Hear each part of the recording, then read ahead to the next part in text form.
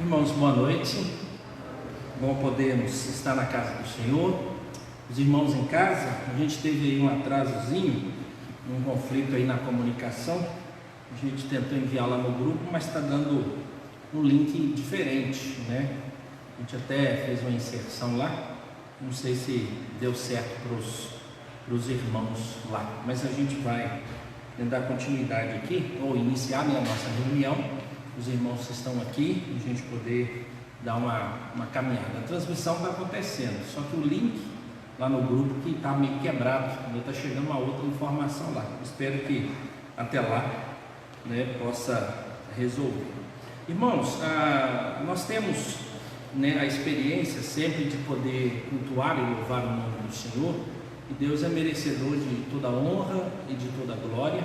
E aquilo que a gente faz no culto, né, é elevar o nosso pensamento, o nosso coração e envolver, né, com todo o nosso ser na adoração do nome desse Deus. Nós vamos fazer a leitura de um hino, é o hino de número 67. O título é Coração Quebrantado. Nos ajuda a pensar um pouco, né, sobre como está a nossa vida e as coisas que estão acontecendo conosco. Hino de número 67, nosso hinário, o título é Coração Quebrantado. Ele diz assim: sonda-me, ó Deus, pois vês meu coração. Prova-me, ó Pai, te peço em oração. De todo mal liberta-me, Senhor, até da transgressão que oculta for. Vem-me lavar dos vis pecados meus, conforme prometeste, meu bom Deus. Faze-me arder e consumir de amor, pois quero te magnificar, Senhor. Todo o meu ser não considero meu, quero gastá-lo no serviço teu. Minhas paixões tu podes dominar, pois tu, Senhor, vieste em mim morar. Lá do alto céu o avivamento vem, e que comece em mim seguindo além. O teu poder, as bênçãos, teu favor, concede aos que são teus, ó Pai de amor. Vamos orar, irmãos. Senhor Deus, graças te damos pela tua palavra, Deus, que nos ensinas tanto, Deus, sobre como devemos viver e nos comportarmos, ó Deus, neste mundo. E obrigado, ó Deus, também pelas poesias, hinos, cânticos, que, ó Deus, nos ajudam a entender, ó Pai, a realidade das verdades bíblicas. Como, ó Deus, acabamos de ler, da necessidade de um coração quebrantado. Ó Deus, sabemos que o que o Senhor espera de nós é santidade, e todo o processo de santificação envolve o arrependimento, um coração contrito, um coração abatido, sabendo, ó Deus, que nós somos pecadores, mas que em Cristo Jesus nós recebemos o perdão e experimentamos nova vida. Louvado seja o nome do Senhor. Que o Senhor tenha misericórdia de nós, que o Senhor nos revista de poder e de autoridade, porque o Senhor, ó Deus, tem todas essas coisas, e o Senhor, ó Pai, derrama sobre nós sabedoria, porque tememos a Ti. Louvado seja o nome do Senhor, e que mais uma vez, ó Deus, dessa noite, o nome do Senhor seja glorificado, e que jamais nos esqueçamos, ó Deus, dos favores do Senhor para conosco. Que o desejo, ó Deus, do nosso coração se cumpra, para experimentarmos, ó Deus, um grande avivamento de amor à Tua palavra, de dedicação à obra do Senhor e de arrependimento, ó Deus, para que possamos viver segundo o Teu querer, segundo a Tua vontade. Tenha misericórdia de nós, visita-nos, ó Deus, em nome de Cristo Jesus, nós oramos. Amém, Senhor. Amém. Irmãos, vamos abrir as nossas Bíblias agora, na primeira carta de Pedro, primeira carta que o apóstolo Pedro escreveu. Nós leremos no capítulo 1, do verso 13 até o verso de número 21. Convido os irmãos a colocarem-se de pé para a gente fazer essa leitura. Primeira carta de Pedro, capítulo 1, do verso 13 até o verso 21, e fala justamente dessa realidade, né, de que nós somos filhos de Deus e devemos viver em santidade porque fomos comprados, né, por um alto preço. Vamos juntos fazer a leitura? Primeira carta de Pedro, capítulo 1, do verso 13 ao verso 21. Leiamos. Por isso, cingindo o vosso entendimento, sede sóbrios e esperai inteiramente na graça que vos está sendo trazida na revelação de Jesus Cristo. Como filhos da obediência, não vos amoldeis às paixões que tinhais anteriormente na vossa ignorância. Pelo contrário, segundo é santo aquele que vos chamou, tornai-vos santos também vós mesmos em todo o vosso procedimento. Porque escrito está: sede santos, porque eu sou santo.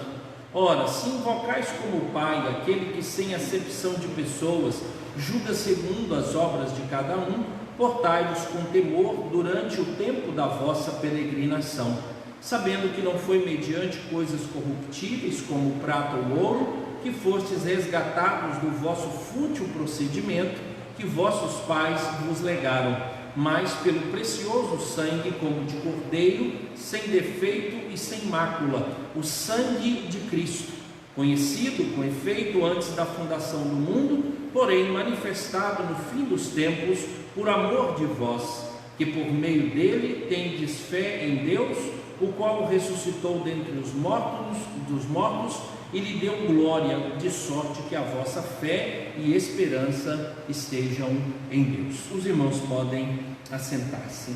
Irmãos, esse texto fala justamente de como nós devemos viver a cada dia, né? Vamos orar ao Senhor, colocando a nossa vida de forma pessoal, né? Confessando os nossos pecados, reconhecendo aquilo que não agrada a Deus, como é que nós temos nos comportado, lembrando dessa expressão de que Deus é aquele que não faz acepção de pessoas, né? E ele começa o juízo dele pela casa dele, né? Então ele traz disciplina aos seus filhos para que eles possam comportar de forma adequada, né? Por isso o texto encontramos aqui: sede santos, porque eu sou santo. Ore ao Senhor, particularmente, pessoalmente.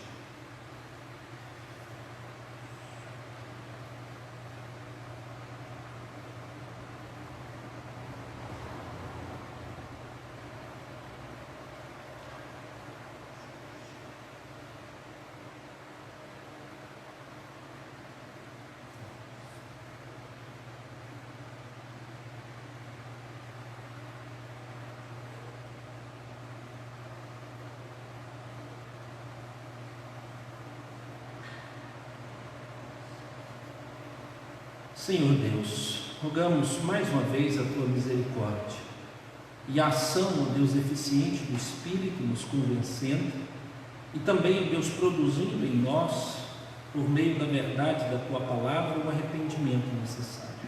Tenha misericórdia das nossas vidas, olha, ó Deus, com um olhar misericordioso para cada um de nós e nos fortaleça, Deus, para que possamos viver segundo a Tua vontade. Que os méritos de Cristo, o sacrifício de Cristo Jesus, não seja por nós esquecidos. Lembremos sempre, Deus, que somos pecadores e não conseguimos, Deus, viver a santidade que o Senhor deseja, mas o Espírito do Senhor nos aponta a direção e devemos perseverar. Mas também, ó Deus, jamais nos esquecemos que o preço de que Cristo pagou na cruz é um preço, ó Deus, valiosíssimo, e que não desprezemos, ó Deus, tão grande salvação, tão grande realidade, ao ponto de voltarmos a viver, ó Deus, aquilo e de modo que não agrada ao Senhor. Tenha misericórdia de nós e nos fortaleça. Em nome de Cristo Jesus nós oramos. Amém. Amém. Irmãos, nós vamos meditar nessa noite em Daniel. Abra aí sua Bíblia no livro de Daniel, capítulo 1, Daniel, capítulo 1.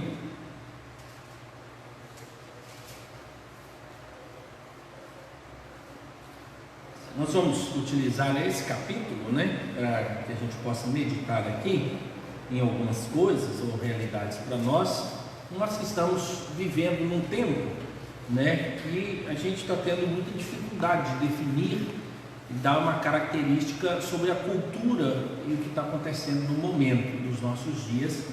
Mas essa palavra aqui é para que a gente possa ter esperança e saber comportar, nesses dias onde a cultura cristã, declaradamente, ainda que seja presente, começa, em certo sentido, perder, seu nível de influência, a presença, e encontrar fortes inimigos e ataques contra a cultura cristã na sociedade. Então, a gente possivelmente vai viver um tempo que a gente gostaria, talvez muitos aqui só lembrem do tempo mesmo que a cultura e a sociedade brasileira tinha muito mais característica cristã do que hoje, e agora a gente vai assustando, Isso acontece fora da igreja e também acontece dentro da igreja. Então esses dois ambientes estão passando, E Daniel, ele teve uma experiência assim.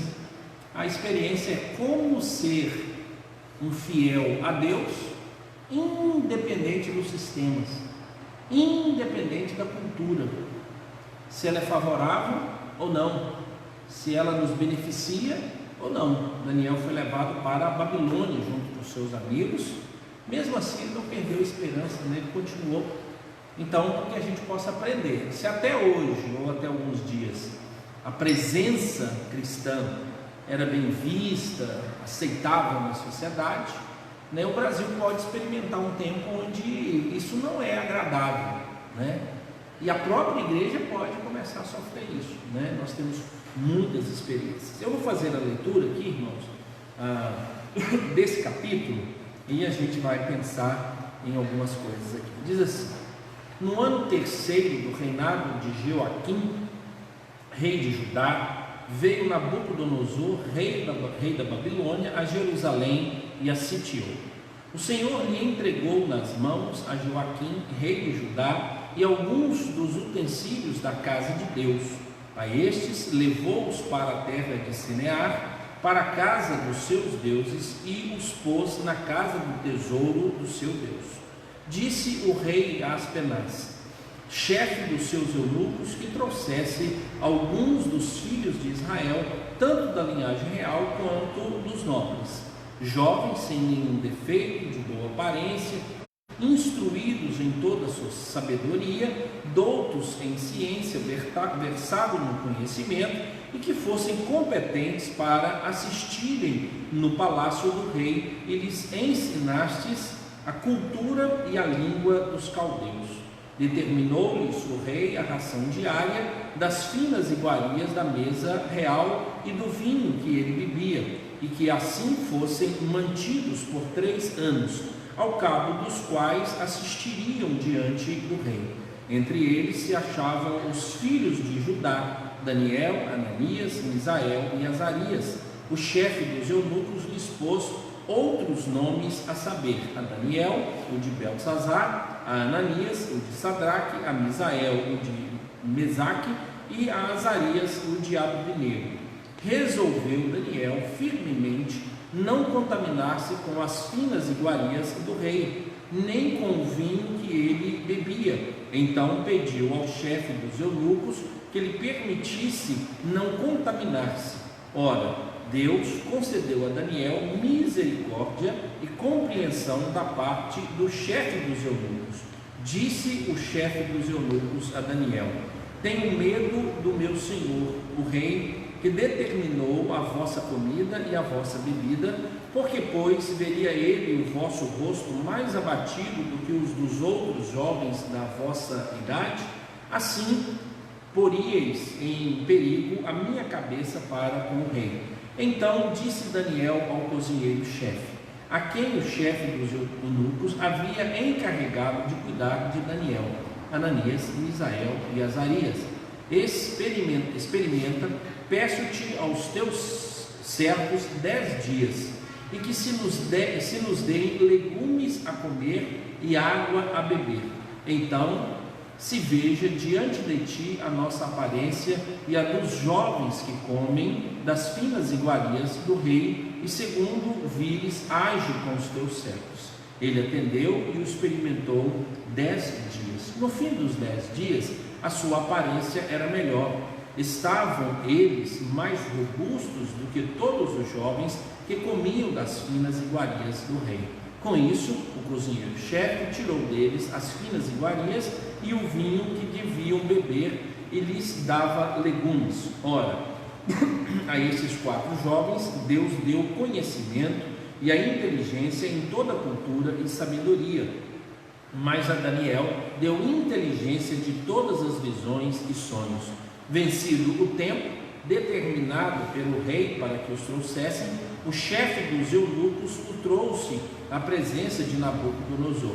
Então o rei falou com eles, e entre todos não foram achados outros como Daniel, Ananias, Misael e Azarias. Por isso passaram a assistir diante do rei em toda a matéria de sabedoria e de inteligência, sobre que lhes fez perguntas. Os achou 10 vezes mais doutos do que todos os magos e encantadores que haviam em todo o seu reino.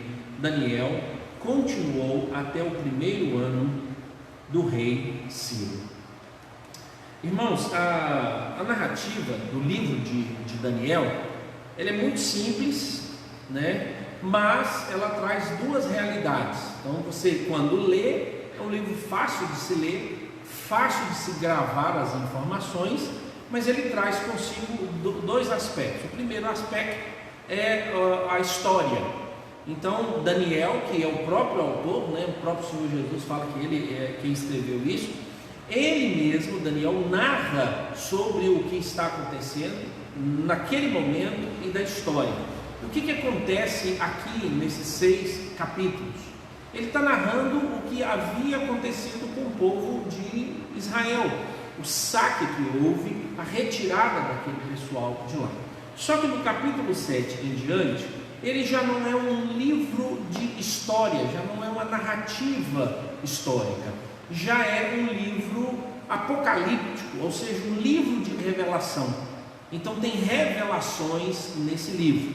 E aí então, quem gosta das questões do futuro, das questões revelacionais, e quem gosta de ler o Apocalipse, ele necessita voltar nesses últimos capítulos, né, do capítulo 7 em diante, para ver o que é que Daniel fala. Então, Jeremias, Daniel, são 2 autores que falaram muito sobre as questões do futuro, né?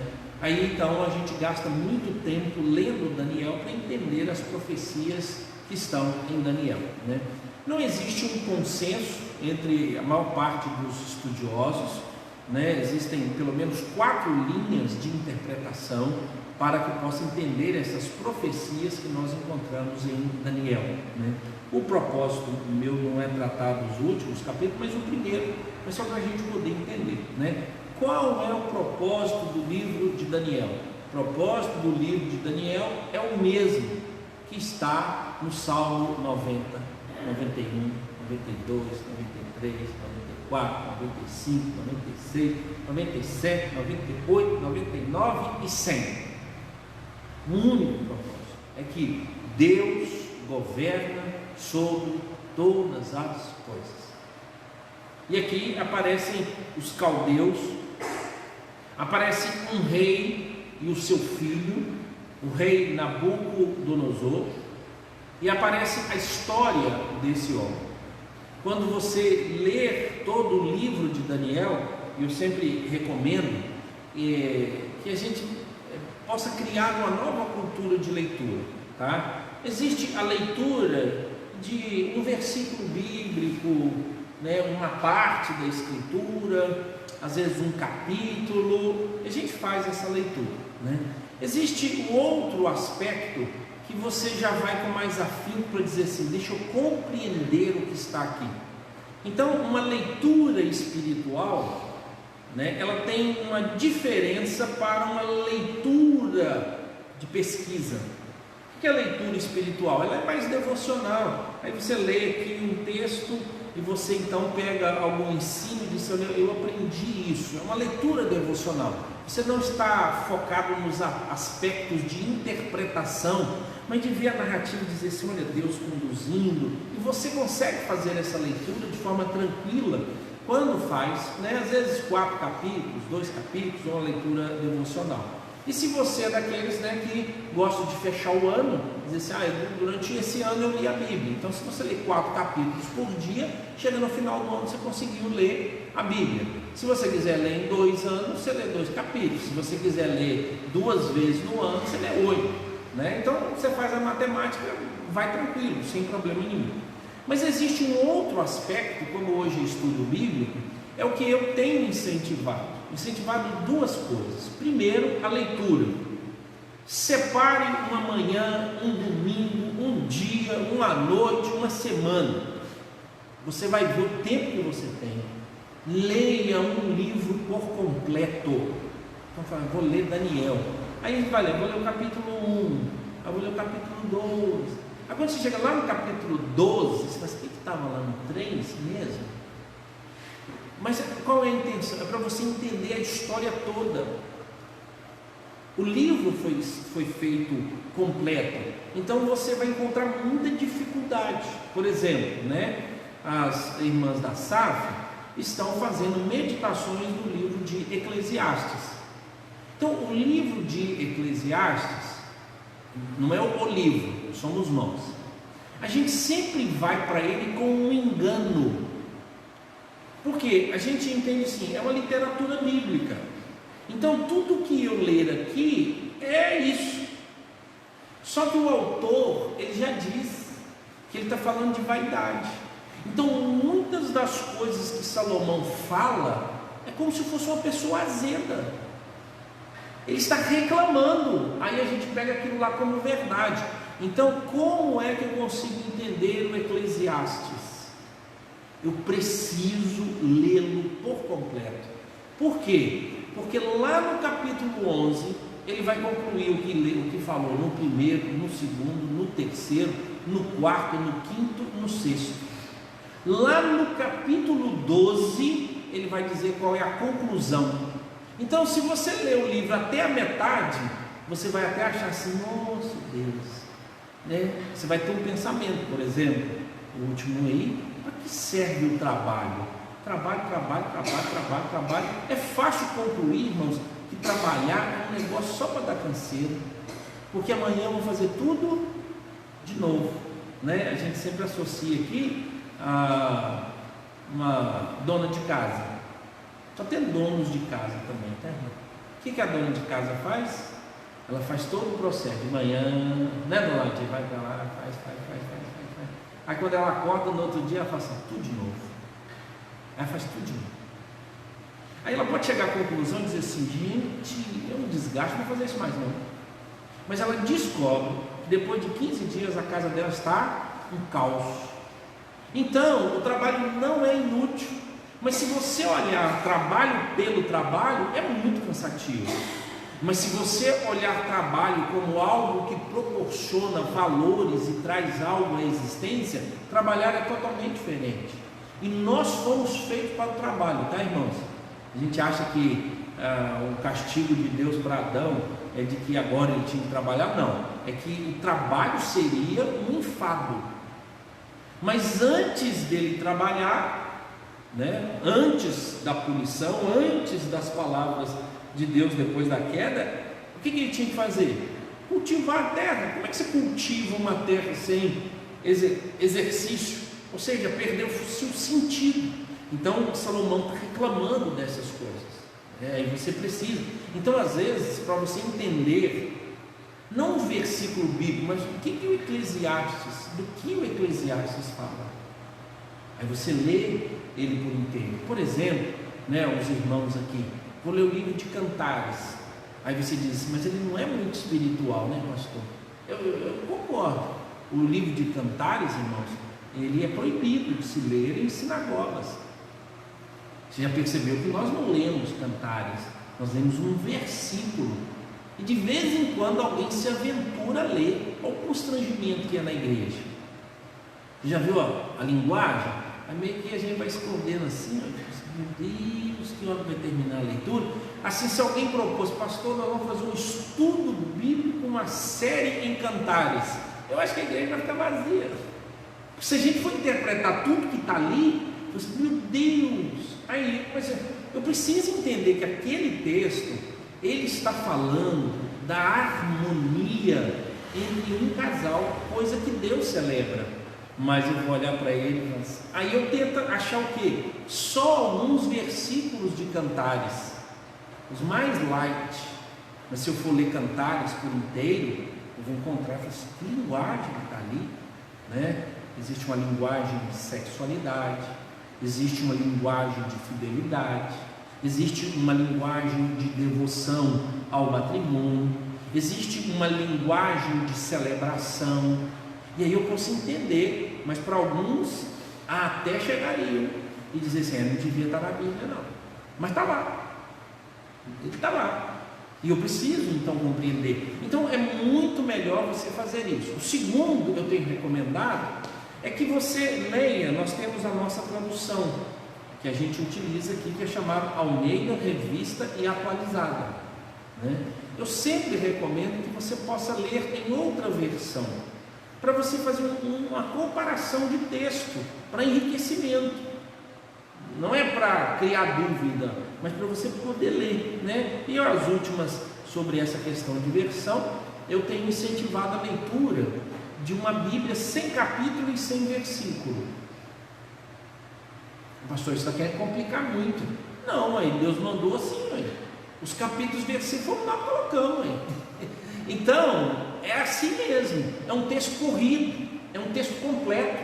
E quando eu divido ele em capítulos, às vezes eu perco uma ideia, e às vezes a ideia da transição era a coisa mais importante que tinha ali. Porque na transição, aí, mas como eu pulo de um capítulo para o outro, eu acho que acabou. A Bíblia não foi feita em capítulos. Qual é o único livro na Bíblia que foi escrito em capítulos fechados? É o livro dos Salmos. Todo salmo tem princípio, meio e fim. Tanto é que salmo, a gente não diz assim, vamos ler o capítulo 10. Não tem capítulo. É o salmo de número 10. O que ele tem? Versículos. Porque o livro são 150 salmos. É o Salmo 1. Não é o Salmo capítulo 1.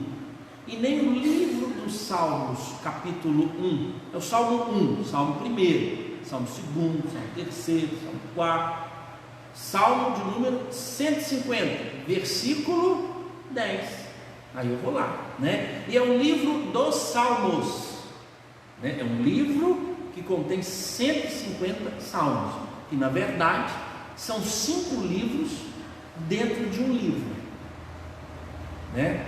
O livro dos Salmos, dentro dele tem 5 livros fechados, que é composto por salmos, quando o primeiro até o 42 é um livro. E dentro desse livro você encontra todos esses salmos. A gente não chama de capítulo, embora nós vamos abrir o Salmo no capítulo 25, verso 12, a gente vai sem problema nenhum, mas ele não é igual Judas. Já viu? Irmãos, vamos abrir Judas capítulo 1, verso 25, nós não falamos.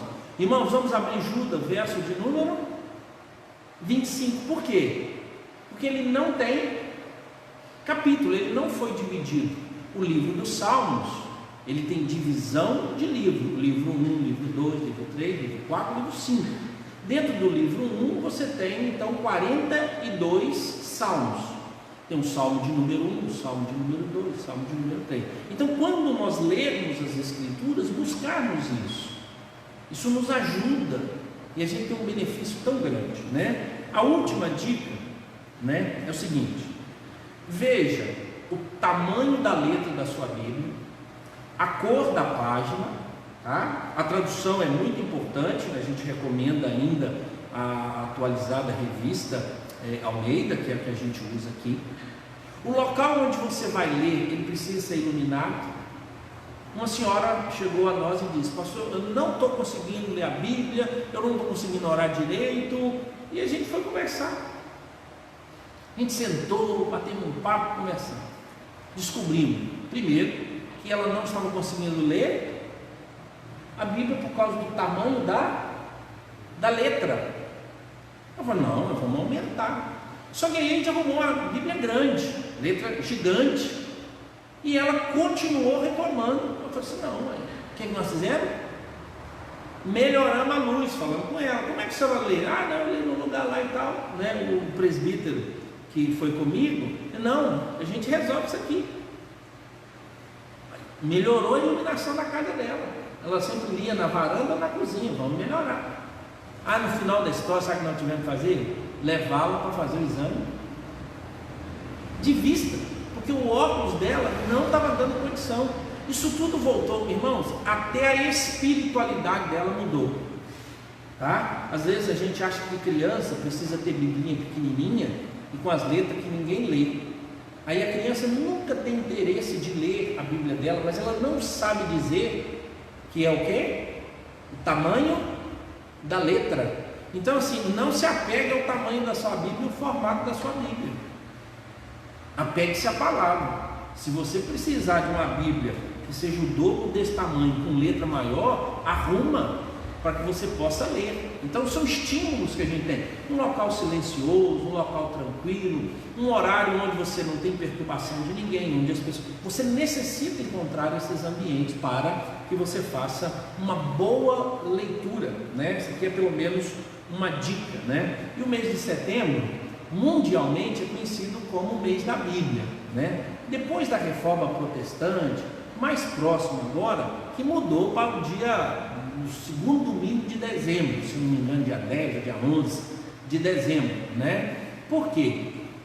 Porque em setembro, né, aí uma associação está a história, tá, irmãos, né? Existia um texto, que é o texto chamado vernacular, né, da Igreja Católica, mas lembre-se que antes da reforma não tinha-se isso, tá, irmãos? É o texto que se tinha, que era o mês, né, de São Jerônimo, e é o mês de setembro, dia 1º. E aí então o mês de setembro era celebrado como o mês da Bíblia, da Escritura. Quem mudou isso? Foi lá na Inglaterra, depois da reforma, um homem chamado Thomas Cromwell, que escreveu um livro chamado Os Livros das Orações e o Livro das Liturgias. E aí então ele colocou o segundo domingo do mês de dezembro como a liturgia para o dia da Bíblia. E aí então os protestantes aproveitaram essa data e passaram a celebrar o dia da Bíblia em dezembro. Mas, né, mundialmente, você procurar nos catálogos aí, né, o dia das Escrituras está voltado para o mês de setembro, né? Então um bom mês para a gente poder se incentivar, ok? No mais, irmãos, para ler a Bíblia tem que só começar, né? Depois você começou, está valendo. Antes de começar, não consegue. Vamos lá então, irmãos. Eu queria falar 3 coisas aqui sobre Daniel, e elas estão centralizadas nessa história aqui no capítulo 1, né? Primeiro, sobre o passado. Segundo, sobre o presente. E terceiro, sobre o futuro.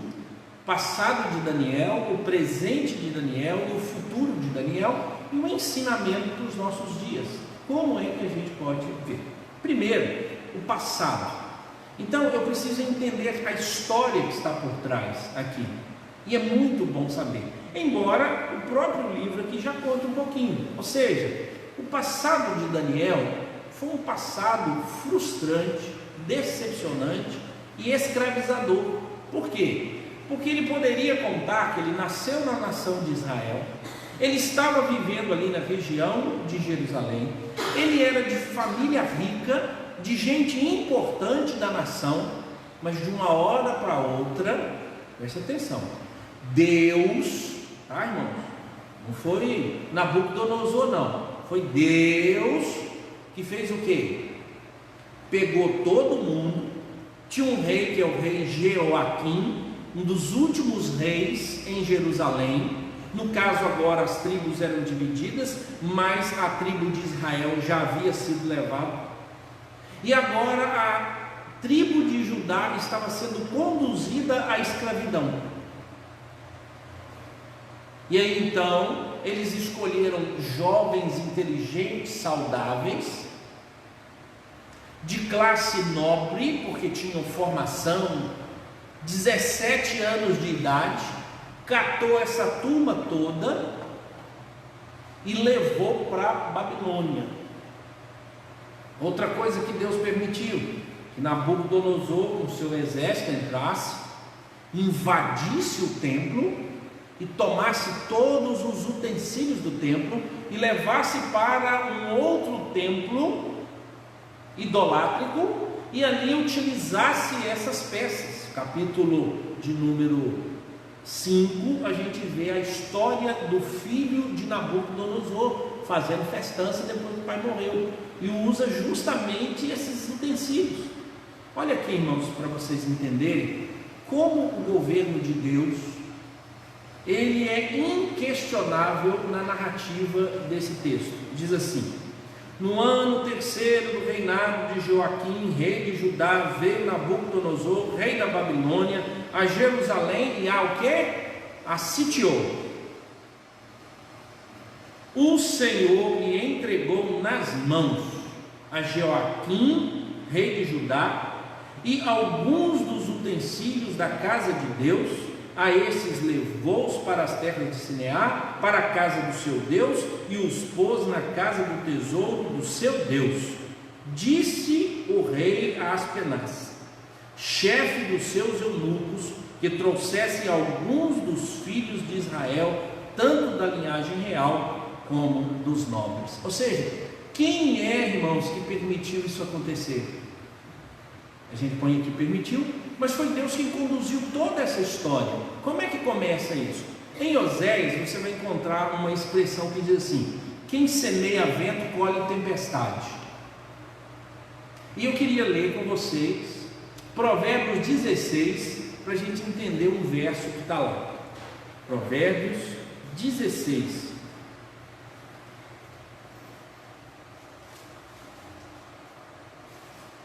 Provérbios 16.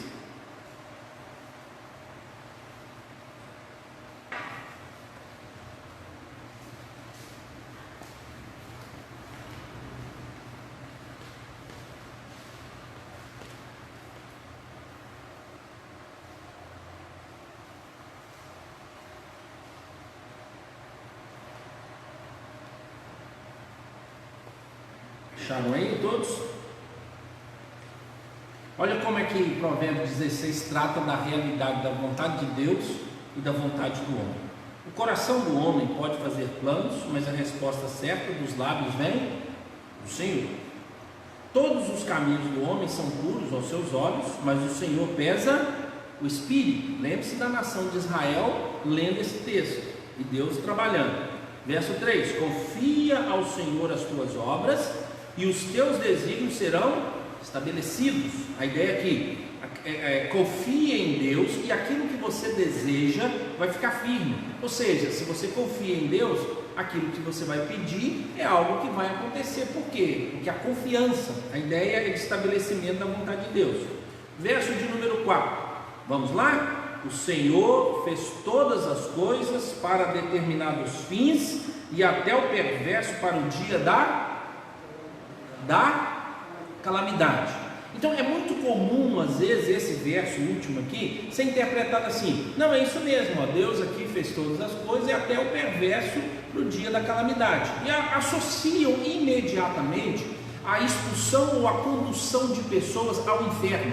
Até isso, não, é o perverso vai para onde, né? Mas quando a gente lê a literatura rabínica, os intérpretes judeus, qual era a linha de pensamento e raciocínio aqui? É o seguinte: as pessoas perversas, elas não estão nesse mundo à toa, elas têm um propósito e Deus as utiliza sem problema nenhum. Por exemplo, Nabucodonosor. Deus precisava, nesse sentido, em todo o seu plano, de alguém perverso. Quem era o perverso? Para o dia da calamidade. Calamidade aqui é o momento em que você devasta todos os princípios. Você encontra aqui, irmãos, o princípio. Por exemplo, Judas. Deus fez todos para um determinado fim. Até o perverso para o dia da calamidade. Sem Judas, o plano eterno não se cumpriria. É o controle de Deus sobre todas as coisas. Outra, quem é que entrega Israel a esse rei? É o próprio Deus. Ele tem controle. Mas agora preste atenção, ele também fez o inverso. Ele não entregou o povo dele a Faraó. Mas ele diz: agora eu vou endurecer o coração dele. Então a história de Daniel, irmãos, não é a história de Daniel. A história de Daniel é a história de quem? É a história do Deus Todo-Poderoso, juiz sobre todas as coisas. Ele tem autoridade e é ele que entrega. Agora, qual é a explicação de tanta dor e sofrimento na família de Daniel, na nação de Israel? Muito simples. Quanto tempo esse povo deveria sair dali e ir para a Babilônia e ficar? Quando a gente lê Daniel faz uma oração, Daniel encontra o livro e Daniel sabe o tempo que ele diz: chegou a hora. Quanto tempo esse povo ficou lá? 70 anos. 70 anos. Por que é que esse povo ficou lá? Por que é que Deus tirou o povo dele da terra e levou para uma outra terra? Simples. Porque o povo não obedeceu as regras. Qual era a regra para encontrar uma matemática? A regra é simples: 6 dias trabalho, o 7º dia descansa. 6 anos trabalha, o 7º ano descansa. 49 anos trabalha, o 50º ano descansa. 70 anos. De Samuel, irmãos, foi profeta. Ele que ajuda na ordenação de Samuel e de Saul e Davi. Dos tempos de Samuel, onde o povo disse para Samuel: Samuel, nós não queremos você. E a Deus falou assim: ô Samuel, fica triste não, o negócio é pior. E o Samuel: esse povo não me quer, Deus. Ele disse: não, eles não querem a mim. O problema não é com você, é comigo. Porque quando eles tiram o meu profeta e querem rei, aí, irmãos, 490 anos de Samuel até Joaquim. 490 anos. Mas o povo não permitiu que a terra descansasse no 7º dia, no 7º ano e no 50º ano, o ano do jubileu. No ano do jubileu, irmão, tudo tinha que voltar. Era assim: o São Antônio lá é da tribo de Zebulon, o Menei da tribo aqui de Naftali, né? Estão lá em tribos.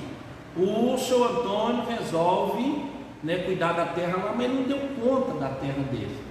E aí então ele chamou alguém lá da tribo dele e disse assim: olha, eu estou com dificuldade, você não tem como assumir aqui e eu trabalhar para você, né, para a gente poder ficar numa boa, eu trabalho, você me ajuda. E aí então ele passa a terra dele todinha para um camarada lá da tribo. E aí então ele começa a trabalhar.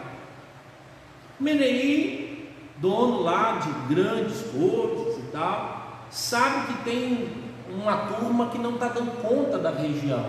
E ele vai lá então e propõe: não, vocês entregam a terra para mim, vocês podem continuar morando aqui e eu vou trazer os meus trabalhadores para cá, vocês vão trabalhar comigo. Ah, então tá bom.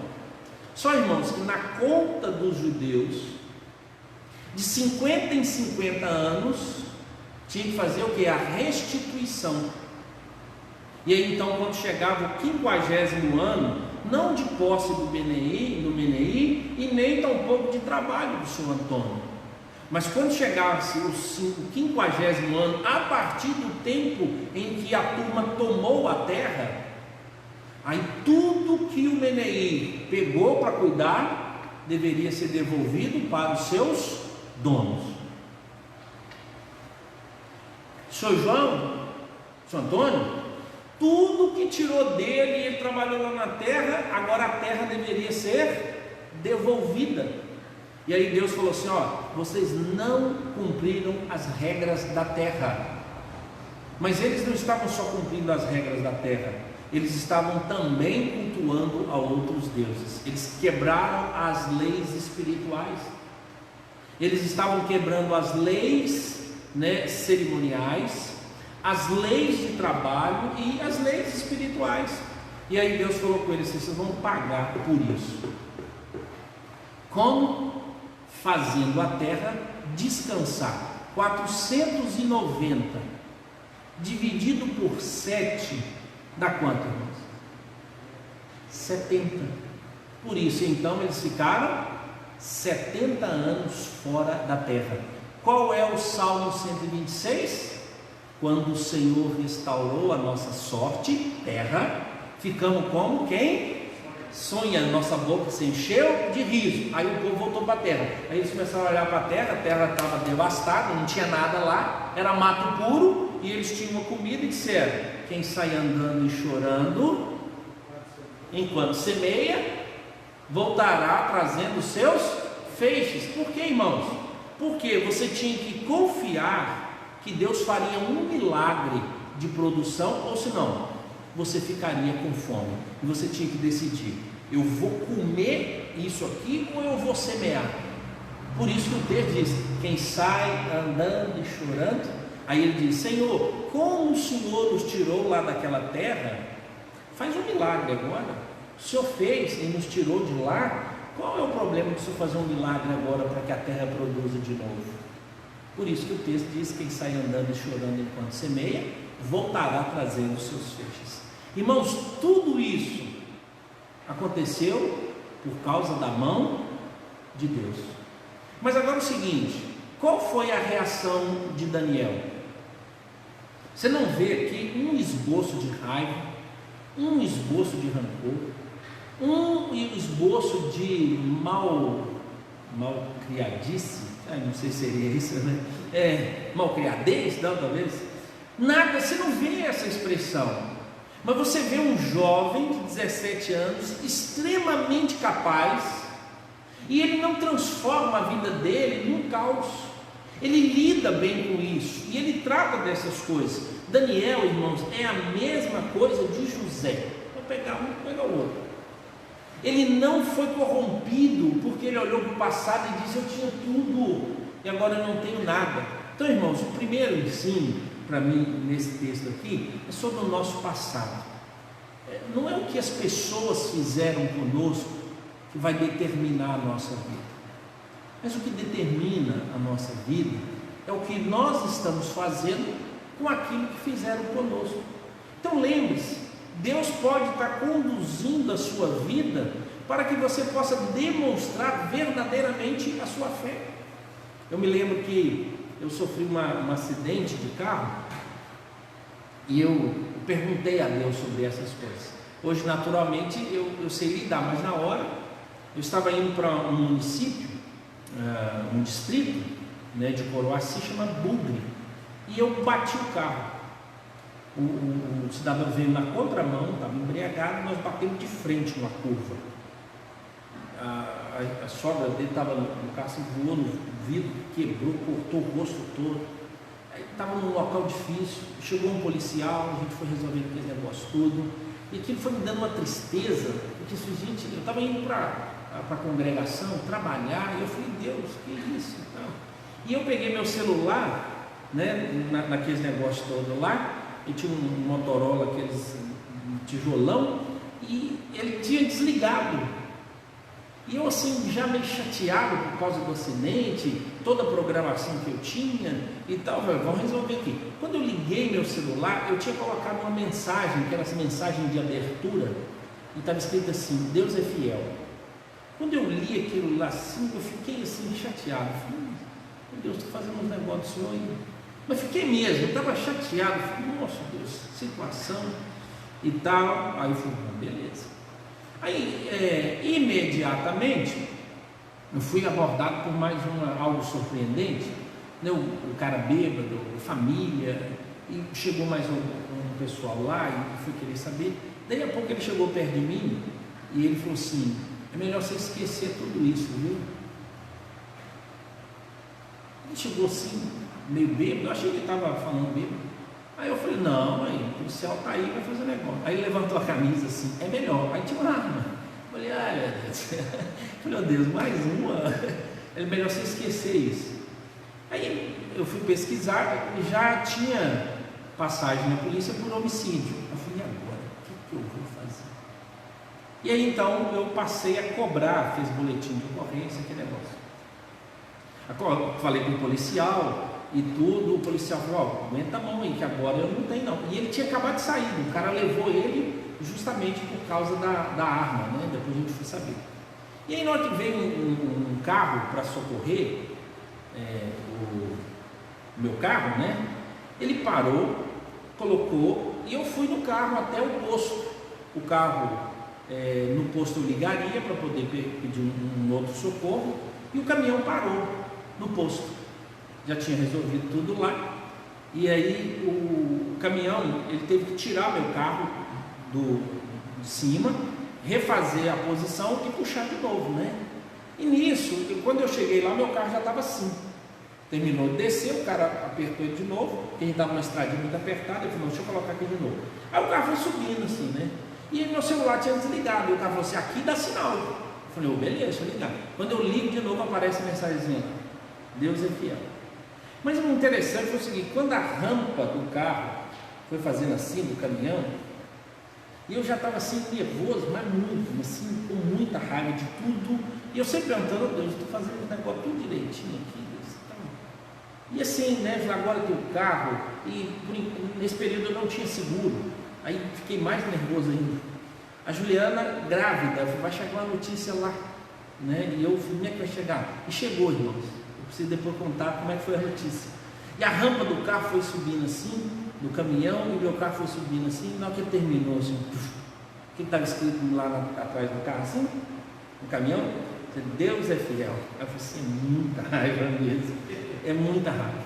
Final da história, o cara deixou um recado, se você continuar a me procurar, eu vou me encontrar, eu sei que você passa na estrada aqui, pelo menos uma vez por mês. Foi esse o recado. Nesse dia eu voltei para casa, eu rasguei todas as notas fiscais do conserto do carro. Na época deu em torno de R$3.000 do meu carro, dele ficou todo quebrado, mas acabou com a frente do carro.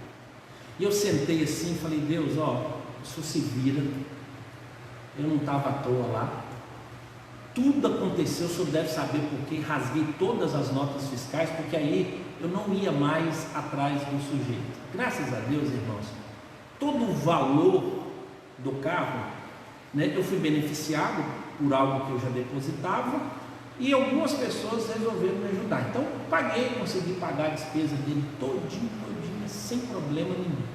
Mas olha, e eu coloquei no meu coração, agora eu preciso perdoar esse cidadão. E olha, por incrível que pareça, durante um ano, todas as vezes que eu ia à região, o cidadão estava lá sentado. Eu falo assim, Deus é para me testar mesmo, é para isso. É para me testar. Então, às vezes a gente cai em situações e o próprio Deus está nos testando, vendo a nossa capacidade. E o que me deu mais raiva foi ler os termos lá. Deus é fiel. Deus é fiel até na palavra dele, irmãos, porque ele disse que tiraria o povo da terra. Ele falou que faria isso e ele fez. E ele conduziu todo esse processo. E Daniel, então, ele teria todo motivo para ser a pior pessoa vivendo na Babilônia. Ele podia ter todo motivo para não fazer nada para o benefício da Babilônia, poderia se rebelar por tudo, mas o texto, o tempo todo, irmãos, diz que Deus estava com Daniel. Como? O texto diz que Deus capacitou Daniel. Segundo, é o presente do Daniel. Como Daniel estava? Daniel, ele tomou uma decisão. Mudaram o nome dele, tirou ele de lá onde estava, mas de uma hora para outra falaram sobre comida, sobre alimento. E Daniel falou assim: olha, eu não vou comer isso não. Ele tomou uma decisão, depois ele comunicou ao copeiro, ao cozinheiro, ao assistente, e depois então a narrativa diz que Deus estava com ele e deu tudo certo, a decisão que ele tomou. Ou seja, no presente, em quais situações nós não estamos dispostos a obedecer às propostas que nos são feitas, seja ela cultural, seja ela moral. Então Daniel podia ter olhado o passado e disse: agora é o momento, eu ir às forras aqui, agora vou comer da comida do rei, eu vou ser considerado uma pessoa importante aqui, e eu vou viver o padrão que essas pessoas querem. Não, ele disse: eu não quero. Existem muitas explicações sobre por que Daniel não quis da carne e nem do vinho, e aceitou somente legume e água. Então são três as mais comuns, mas existem diversas explicações para esse sentido. O primeiro sentido é a ideia de que Daniel não aceitaria comer da comida sacrificada a ídolos. Então por isso ele optou pelo legume e pela água, né? Essa aí é a tese mais comum, né, que você vai encontrar para poder defender que ele não quis e não aceitou ser contaminado, né? A pergunta os legumes não faziam parte da comida do rei? Eles não eram sacrificados? Que hora que era preparada essa comida? Era preparada separada, de modo diferente, né? Mas fazia parte da alimentação. Segundo, existe a tese de que ser vegetariano é melhor do que ser onívoro, né? Comer carnes lá e alimentar o tipo carnívoro, e era melhor então eu vou comer. A gente sempre tem essa ideia, e ainda prega-se isso o tempo todo. Todo mundo arruma uma dieta e diz que é melhor comer legume do que comer carne, a ciência vai trabalhar essas coisas, mas nós não temos uma proibição bíblica. Tanto que você vai ver nas escrituras o modo em que os animais foram criados, preparados e para que eles serviam. Você vai encontrar outros animais sendo utilizados. Então essas duas teses, elas podem trazer uma explicação religiosa e comportamental, mas ela é um pouco estranha, porque os legumes eram preparados pelos mesmos. Então legume fazia parte também da dieta. Ele disse: eu vou pegar aqui, eu não vou pegar o que é mais fino, né? Alguns dizem não, porque era vinho. E depois a gente vai ler a história bíblica, a gente vê que não tem contestação quanto ao tipo da bebida, mas Daniel coloca lá, né? O que alguns autores têm preferido entender é que Daniel, quando ele é trazido, muda o nome dele, ele não tem como manifestar se eu quero ou não. Ele é levado como escravo, ele é forçado a ir, e ele vai e acontece. O único momento em que ele pode manifestar uma proposta para apresentar, primeiro, o seu Deus, e segundo, a sua capacidade intelectual, é agora. Ou seja, Daniel disse assim: eu não vou ceder nisso, eu quero negociar isso aqui e mostrar que a minha cultura e a minha fé pode produzir mudança. E ele entende isso. E talvez, irmãos, essa seja a parte mais difícil. É mais fácil acreditar que comer carne faz mal, é mais fácil acreditar que as carnes eram sacrificadas a ele, por isso ele não comia. Mas qual é a parte mais difícil, irmãos? É contestar uma cultura e dizer que aquilo que você crê é mais importante do que o que eles fazem, que é o nosso chamado. É comum eu ver pessoas dizerem: eu não faço isso porque minha igreja proíbe. É comum as pessoas pressionarem: mas sua igreja deixa fazer isso? Não é uma questão eclesiástica, não é uma questão onde você vai levar o nome de uma igreja, mas é a decisão pessoal. Diz: olha, eu não farei isso, porque eu entendo que isso não é correto e eu não devo fazer. O que Daniel fez, irmãos? Daniel estabeleceu limites de influência sobre a vida dele. E ele provou que ele tinha algo a oferecer para aquela nação.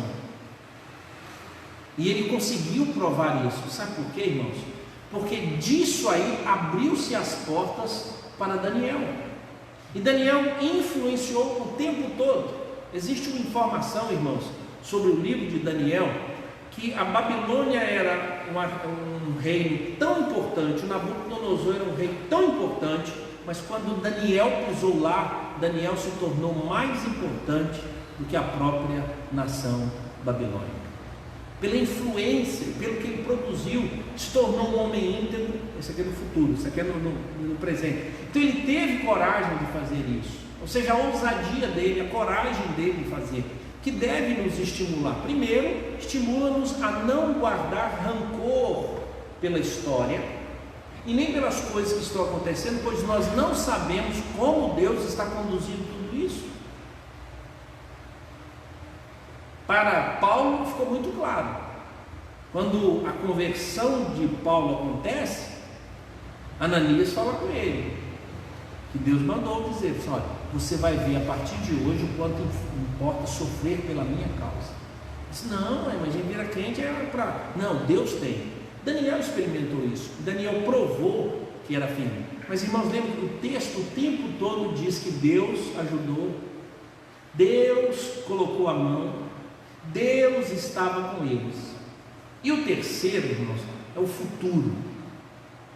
Quando a gente lê todo o livro de Daniel, a gente vê Daniel caminhando segundo a vontade de Deus. E o sucesso na vida de Daniel não é que ele simplesmente era uma pessoa correta, mas é porque ele confiava em Deus e fazia todas essas coisas. Teve coisa que deu errado em Daniel? Sim, o passado dele, quando ele é lançado na cova dos leões, tudo isso a gente consideraria assim, está errado. Mas por que aconteceu isso? Porque ele permaneceu fiel.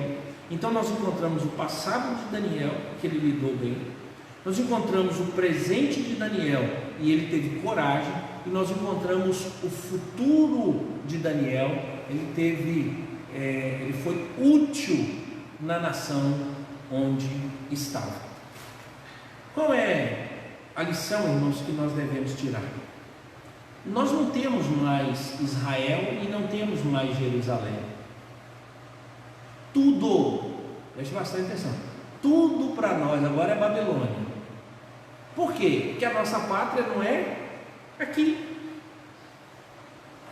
Nós não temos mais uma cultura que é só nossa, a não ser que você crie um país onde o país é cristão e a pessoa é obrigada a ser cristã.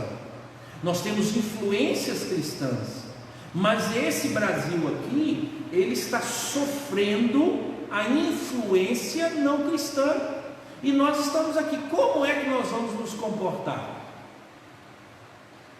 Como é que nós vamos influenciar essa nação? Nós precisamos trazer a cultura cristã, e pelo convencimento, irmãos, tá? Não é pela força não. Quando a turma disse: Daniel, você vai comer isso? Ele disse: olha, eu faço uma proposta, deixa eu comer só legume e água, mas a turma aqui, daqui a 10 dias você confere a gente. Aí ele disse: não, eu vou morrer. Ele disse: não, eu assumo a responsabilidade, vai dar certo, confia em mim. Parece meio estranho, eu preciso que você confie. Essa é a informação da cultura que nós temos. Quando nós defendemos um casamento adequado, na hora certa, nós precisamos provar, irmãos, pelas nossas famílias, que casamento é adequado. Por que as pessoas nesses últimos dias vão questionar e estão questionando o papel de pastores, o papel de religiosos, o papel de família? Por quê? Porque nós não vivemos o padrão. E aí então as pessoas olham, eles não querem saber o conteúdo da nossa fé. As pessoas nesse mundo são pragmáticas, elas não importam em quem você creia, desde que você tenha um bom comportamento e seja útil à sociedade. Eles vão rejeitar a sua fé, não tenha dúvida disso, mas eles esperam que você tenha um bom comportamento, E agora, mesmo você tendo um bom comportamento, você ainda será rejeitado. Lembra de Daniel? O que a turma fez? O cara andando certinho no governo, estava lá trabalhando direitinho, aí a turma, vamos criar um negócio que tem que acabar com ele. Aí olhou para ver se ele tinha alguma coisa errada na vida moral. Ele disse, não tem. Falei, então vamos pegar ele na fé dele. E é comum, irmãos. Eu sou pastor, é muito comum eu rodar aí está lá todo assim, não entregue dízimo, deixa o pastor passar fome. Pastor, tudo é ladrão, igreja é para isso, por isso que tem. Por que tem igreja no país? Porque todo mundo quer roubar, quer ganhar e tudo. Igreja tem que pagar imposto, porque é muita safadeza e tal. Irmãos, ninguém vai querer defender os benefícios que a igreja tem. Olha o tanto de gente que saiu do mundo de droga. Olha o tanto de família que foi restaurada. Olha o tanto de pessoa que foi beneficiada. Olha o tanto de organização benéfica, hospital, creches que a igreja está envolvida. Nós como cidadãos, uma luta. Nós não somos as melhores pessoas, mas eu pegar assim um erro e transformar isso no plural e dizer tudo, mas é isso que vai acontecer. Sabe por quê, irmãos? Porque Cristo Jesus, que era plenamente correto, plenamente justo, foi tratado assim. Então Cristo Jesus tinha que fazer o que era certo, pois era a sua natureza. Mas preste atenção, não é porque fazemos as coisas certas que as pessoas vão nos admirar. Não é porque fazemos as coisas certas que as pessoas vão nos respeitar. Mas é obrigatório fazer as coisas certas. Não murmure no seu passado. Tenha ousadia e coragem de viver o presente. E peça a Deus que vá contigo para que seja útil no futuro. Útil. Hoje eu ouvi uma conversa. Eu já tinha ouvido antes, mas eu ouvi de um rapaz dizendo, que em um determinado local alguém perguntou aqui, quem conhece e sabe o nome dos seus avós? E a turma, são 4, tecnicamente, 2 de um lado, 2 do outro, vô e vó aqui, vô e vó. E aí está uma turma. E ele disse, que joia. E agora, quem sabe o nome dos seus bisavós? Ninguém levantou a mão. Ninguém. E aí eles chegaram à conclusão que se nós não fizermos nada hoje, daqui a 100 anos ninguém lembra mais da gente. Daqui a 100 anos ninguém vai saber quem é o pastor Alex. Daqui a 100 anos, irmão, ninguém vai saber quem são vocês. Por isso nós temos o presente para fazer alguma coisa, para que a gente possa influenciar. Daniel, aos 80 anos de idade, ele influenciava uma nação. Ele fazia o bem, mas ele manteve-se firme desde o início, apesar do seu passado. Amém? Vamos ficar em pé, irmãos? Vamos orar para a gente encerrar nosso estudo. Deus, muito obrigado pelo cuidado do Senhor, pela tua graça e o direcionamento. Tenha misericórdia de nós e ajuda-nos, como o Senhor, Deus, ajudou a Daniel a manter-se firme e fazer aquilo, Deus, que era diferente em uma cultura que não era dele. Tenha misericórdia de nós, Deus, nos visite, desperte o nosso coração e que a leitura da palavra do Senhor seja, ó Deus, para a transformação do nosso ser. Em nome de Cristo Jesus nós oramos. Amém. Amém. Que Deus nos abençoe, Deus nos direcione e a gente volte para casa tranquilos. Amém? Os irmãos de casa, Deus abençoe.